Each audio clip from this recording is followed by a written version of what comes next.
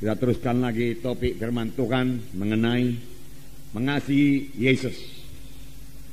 Mengasihi Yesus. Kita melihat lagi ciri-ciri dari anak Tuhan yang mengasihi Yesus. Ada tanda-tanda dari anak-anak Tuhan yang mengasihi Yesus. Apalagi kalau dia mengasihi Yesus dengan segenap rohnya, dengan segenap jiwanya, dan dengan segenap kekuatannya. Dengan segenap jiwa, saudaraku, yaitu dengan segenap pikiran kita selalu mengingat Yesus. Dengan emosi kita rindu kepada Tuhan Yesus, saudaraku. Dan dengan kehendak kita memang kita suka mengasihi Tuhan Yesus. Inilah hukum yang terutama dan hukum yang terbesar. Firman Tuhan berkata, saudaraku. Kali ini kita lihat satu ciri lagi, saudaraku, yaitu jika kita mengasihi Tuhan Yesus, kita suka berkorban buat dia. Tidak ada yang berat untuk dikorbankan buat Tuhan Yesus, saudaraku. Sebenarnya, saudaraku, korban kita itu dibanding dengan kasih Tuhan tidak akan pernah sebanding. Tuhan telah memberikan kasih-Nya yang luar biasa kepada kita. Bahkan pada waktu kita masih dalam dosa. Buku 1 Yohanes 4 ayat 19 berkata, kita mengasihi karena Allah lebih dahulu mengasihi kita. Kita patut mengasihi Tuhan karena Tuhan telah lebih dahulu mengasihi saudara, mengasihi saya. Dia mengasihi kita, saudaraku, dengan menggantikan kita dihukum supaya kita jangan dihukum. Dia dijadikan dosa supaya kita jadi kebenaran. Dialah substitusi kita, ganti kita. Itulah sebabnya kita diselamatkan oleh Tuhan Yesus. Dan sesudah selamat, Tuhan mengangkat semua kutuk dosa daripada kita dan memberikan kepada kita berkat Abraham. Sehingga kita berada sebagaimana kita ada sekarang. Saudaraku, kita patut mengasihi Tuhan kalau kita ingat dari mana kita dahulu diangkat oleh Tuhan, dari kematian rohani. Firman Tuhan berkata, dahulu kamu mati oleh segala kesalahan dan dosamu. Kita berjalan dalam kegelapan, tidak ada iman, tidak ada pengharapan, tidak ada hidup. Inilah yang paling parah, tidak ada hidup yang kekal. Tetapi Tuhan telah memberikan kepada kita hidup yang kekal dengan korban yang sangat besar, yaitu Allah memberikan anaknya sendiri, saudaraku. Karena Yesus, saudaraku, dosa kita diampuni, saudaraku, dan Tuhan memberikan lagi kepada kita Roh Kudus yang memimpin kita pada segala kebenaran, pada segala kebenaran. Sesudah itu Roh Kudus, saudaraku, terus memimpinkan kita hari lepas hari. Firman Tuhan berkata Roh Kudus memimpin kita pada segala kebenaran. Firman Tuhan berkata bahwasanya setelah kita dibentuk terus hari lepas hari menjadi bertambah, hari bertambah seperti Yesus. Kita harus berubah kalau kita mau mengikut Yesus. Kita harus berubah dalam pemikiran kita kalau kita mau mengikut Yesus dan sampai kepada panggilan Tuhan Yesus. Kita harus berubah dalam karakter kita, tingkah laku kita kalau kita mau, saudaraku, memuridkan orang lain, saudaraku. Karena memberi teladan adalah yang paling perlu dalam memuridkan orang lain. Kita tidak bisa memuridkan orang lain dengan mengajar saja, tidak. Orang lain melihat hidup kita yang berubah, pemikiran kita yang berubah. Orang lain harus melihat hidup kita yang suci, saudaraku. Dan ini terjadi kepada kita pada waktu Roh Kudus menyadarkan kita ini orang kita ini memiliki lagi karakter-karakter yang diubahkan dan kita mau diubahkan dengan bertobat,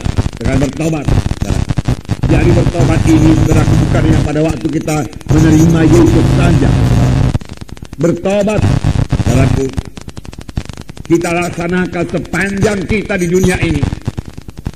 Saudara, pada hari Minggu kita dengarkan satu gaya hidup yang baru, yaitu gaya hidup yang bersekutu dengan Tuhan Yesus. Gaya hidup, saudara, yang berkata-kata dengan Tuhan Yesus, saudara, selalu. Gaya hidup berdoa, gaya hidup yang mengingat Yesus, saudaraku. Saudara, satu lagi, saudaraku, saya tambahkan kepada saudara, gaya hidup bertobat. Apa, saudaraku? Gaya hidup bertobat. Kapan Roh Kudus, saudaraku, menegurkan ada sesuatu dalam hati kita yang tidak turut dengan kehendak Tuhan, segera kita bertobat, kita tinggalkan.